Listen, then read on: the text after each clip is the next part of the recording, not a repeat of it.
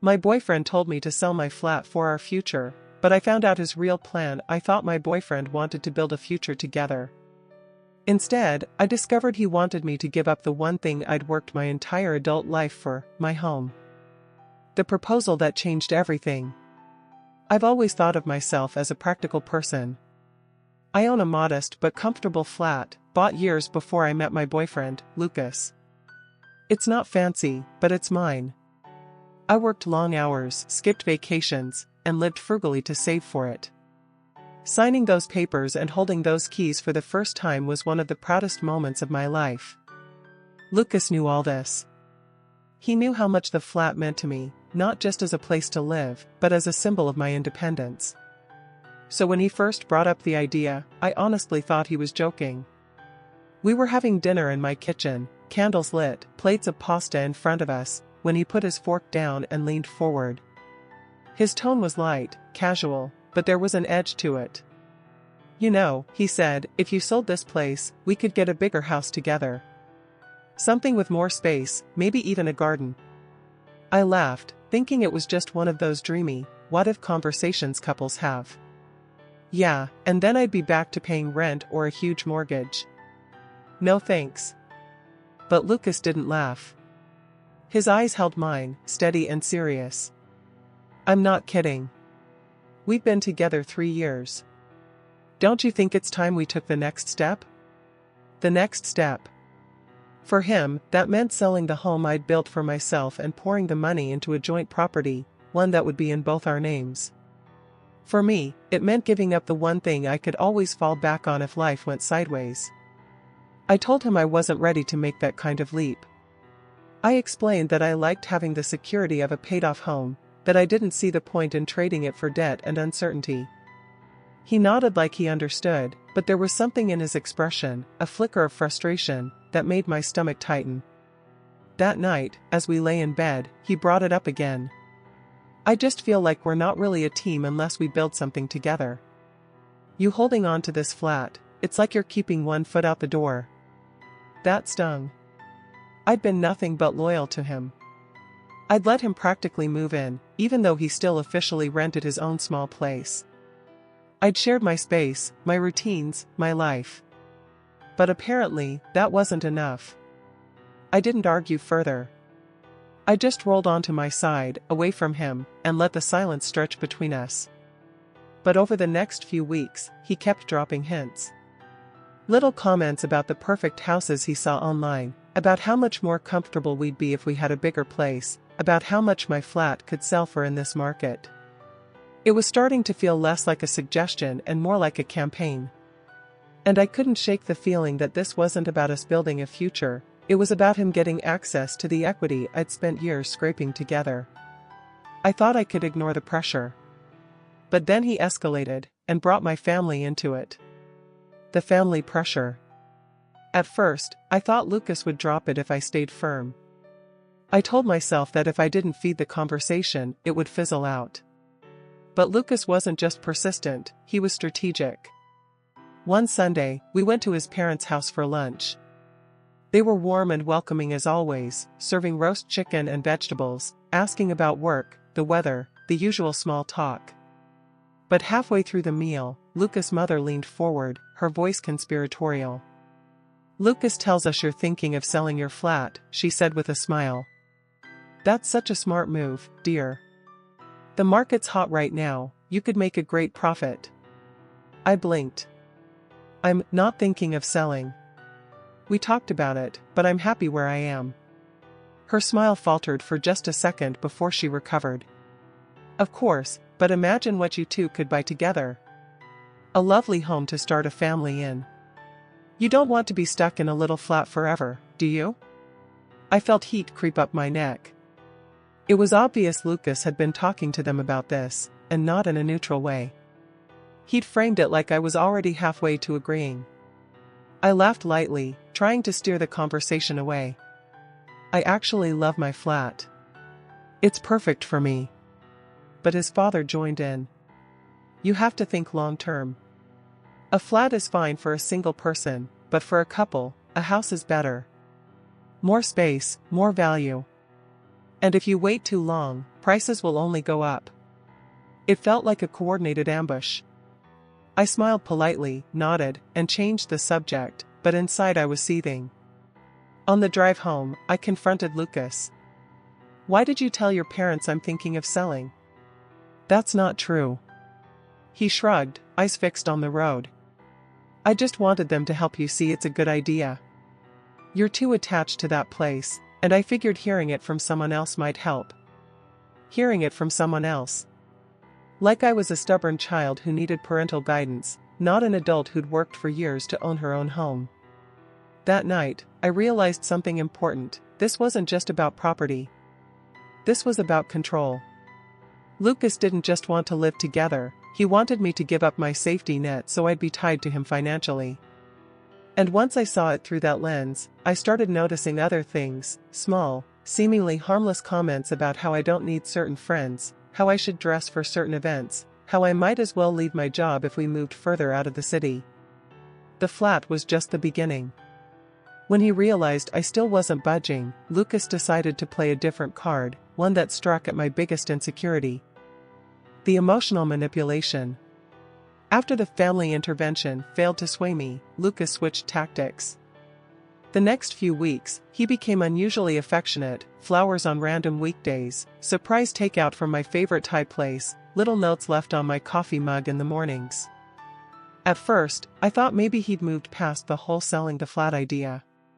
But then, over dinner one night, he sighed dramatically and said, "I just want us to have a real future together." "Don't you?" "Of course I do," I replied, confused. "Then why does it feel like you're keeping me at arm's length?" He put down his fork and looked at me with this wounded expression, the kind that makes you feel like you've just kicked a puppy. "You won't marry me, you won't have kids yet, you won't even sell this flat so we can start fresh. Sometimes I wonder if you're just waiting for something better to come along." That one hit me hard. Not because it was true, it wasn't, but because I've always struggled with the fear that people think I'm not committed enough. In past relationships, I'd been accused of being too independent, too self-contained. Now Lucas was twisting that into something ugly. I tried to reassure him. I told him I loved him, that I saw a future with him, but that selling the flat just wasn't something I was ready to do. I even offered to discuss other ways we could save for a bigger place together. But he brushed it off. "You're missing the point. If you really believed in us, you'd be willing to take the leap. Love means trust. And right now, I feel like you don't trust me at all." The guilt sat in my chest like a stone.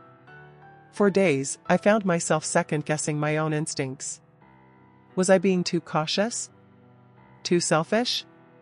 Maybe he was right, maybe holding on to the flat was my way of keeping a safety exit.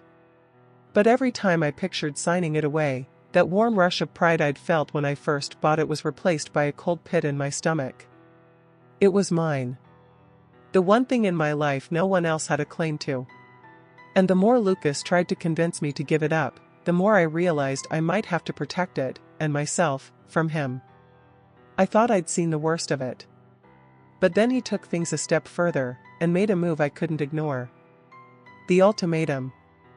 It was a Friday night when Lucas decided to push things to the edge. We were sitting on the couch, halfway through a movie, when he muted the TV and turned to face me. His expression was calm, but there was a tension in his jaw that told me this wasn't going to be a casual chat. "I've been thinking," he began, "and I don't think I can keep going like this. We either start making real plans together, or we take a break." I stared at him, trying to process. "What do you mean by real plans?" "You know what I mean. Selling the flat, buying a house together. Combining our lives for real." There it was, the same demand, now packaged as an ultimatum. No more flowers, no more guilt trips disguised as heart-to-hearts. Just a direct threat, give him what he wanted, or risk losing the relationship. I felt my pulse quicken, but I kept my voice steady.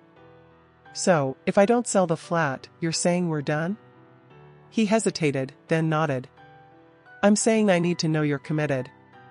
That you're not keeping a backup plan in case things don't work out." I couldn't help but laugh, not because it was funny, but because it was so transparent. Lucas, my flat isn't a backup plan. It's my home. It's my security. You're asking me to give up the one thing I own outright, and for what? A mortgage I don't want and a house I might not even like in a few years? He leaned forward, eyes narrowing. You're making it sound like I'm the enemy here. I just want us to build something together. Why is that so hard for you to understand?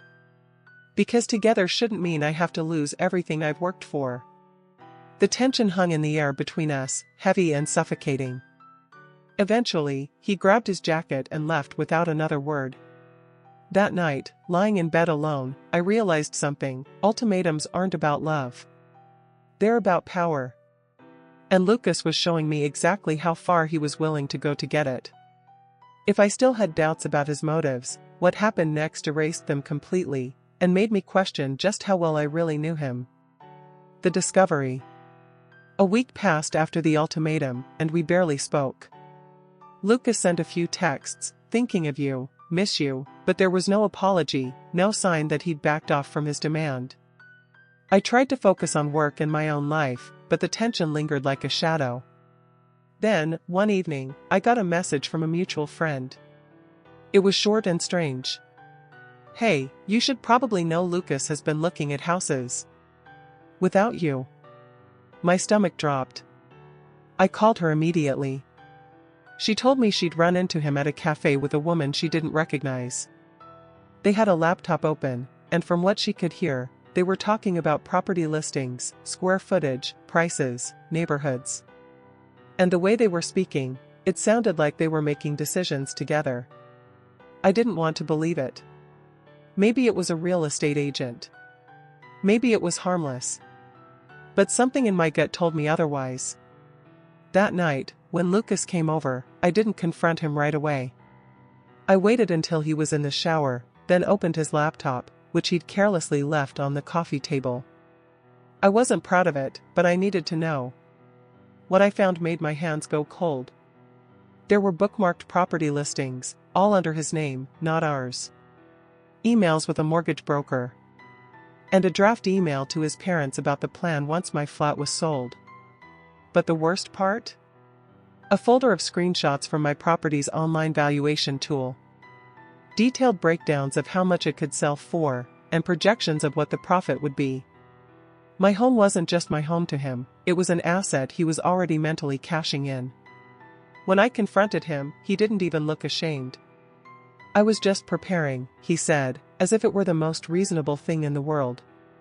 In case you came to your senses. In case I came to my senses? I repeated, incredulous. Yeah. I'm not going to wait around forever, you know. That was the moment something shifted in me. I'd been holding on, hoping we could work through this, but now I saw it clearly. Lucas didn't see me as a partner. He saw me as a resource, one he thought he could wear down until I gave him what he wanted. From that night on, I stopped playing defense. If Lucas wanted a game, I was about to change the rules, and he wouldn't see it coming.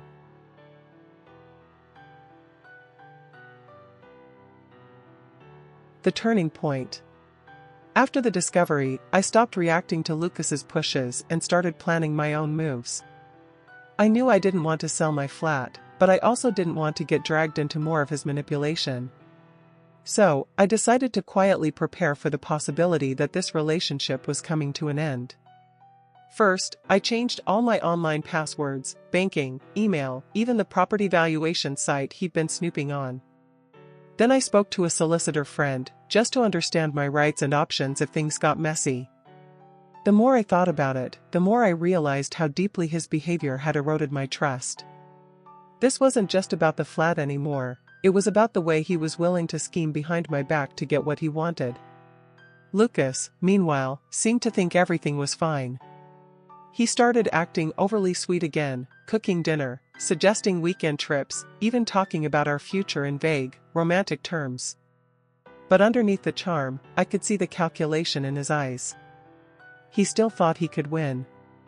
One evening, as we were eating dinner, he casually asked, "So, have you thought any more about the house idea?" I smiled, meeting his gaze. Actually, I have. And I've decided something. His face lit up, assuming my answer was going to be in his favor. I've decided that I'm keeping my flat. Permanently. And I'm not discussing it again. The shift in his expression was immediate, the smile faltered, his eyes hardened. So that's it? You're just shutting me out? No, I said evenly. I'm protecting myself. There's a difference. He didn't like that. Over the next few days, the tension returned. Small jabs, passive-aggressive comments, and that same undercurrent of frustration. But now, I didn't flinch. Because the truth was, I had already made my decision about him, too. I just needed one last conversation to make it official, and when it came, it was uglier than I could have imagined. The turning point. After the discovery, I stopped reacting to Lucas's pushes and started planning my own moves. I knew I didn't want to sell my flat, but I also didn't want to get dragged into more of his manipulation. So, I decided to quietly prepare for the possibility that this relationship was coming to an end. First, I changed all my online passwords, banking, email, even the property valuation site he'd been snooping on. Then I spoke to a solicitor friend, just to understand my rights and options if things got messy. The more I thought about it, the more I realized how deeply his behavior had eroded my trust. This wasn't just about the flat anymore, it was about the way he was willing to scheme behind my back to get what he wanted. Lucas, meanwhile, seemed to think everything was fine. He started acting overly sweet again, cooking dinner, suggesting weekend trips, even talking about our future in vague, romantic terms. But underneath the charm, I could see the calculation in his eyes. He still thought he could win. One evening, as we were eating dinner, he casually asked, "So, have you thought any more about the house idea?" I smiled, meeting his gaze. Actually, I have. And I've decided something. His face lit up, assuming my answer was going to be in his favor. I've decided that I'm keeping my flat. Permanently. And I'm not discussing it again. The shift in his expression was immediate, the smile faltered, his eyes hardened. So that's it? You're just shutting me out? No, I said evenly. I'm protecting myself. There's a difference. He didn't like that. Over the next few days, the tension returned. Small jabs, passive-aggressive comments, and that same undercurrent of frustration. But now, I didn't flinch. Because the truth was, I had already made my decision about him, too. I just needed one last conversation to make it official, and when it came, it was uglier than I could have imagined. Aftermath and reflection. The first few days after Lucas left were oddly quiet. No constant texts asking where I was. No little reminders about selling the flat. No passive-aggressive sighs when I stood my ground. I thought maybe that was the end of it. But a week later, an envelope arrived in my mailbox. Inside was a handwritten note in Lucas's familiar scrawl. "You'll regret this. No one else will ever be willing to build a future with you if you keep holding on so tight to the past." I sat at my kitchen table, rereading the words, and instead of anger or hurt, I felt gratitude. Gratitude that I had seen his true colors before making any irreversible decisions. Gratitude that I hadn't signed away my home, or my sense of self, to someone who saw me as a means to an end. The note went into the shredder. In the weeks that followed, I made small but meaningful changes. I rearranged the furniture, bought new plants, painted one of the bedroom walls a soft, calming blue. It was my space again, free from the constant pressure and manipulation. Friends who had been politely distant while I was with Lucas started inviting me out more. My evenings were filled with laughter instead of tense debates about the next step. And slowly, I began to feel like myself again. One night, sitting on my balcony with a cup of tea, I looked out over the city and thought about how close I'd come to losing all of this, not just the flat, but the independence it represented. Lucas had been right about one thing, I was holding on tight. But not to the past. I was holding on to my future. And that, I decided, was nothing to apologize for. Sometimes, the person you love will ask you to give up something precious, not because they need it, but because they want to own the part of you that stands on its own. The hardest, bravest thing you can do is say no, and walk away,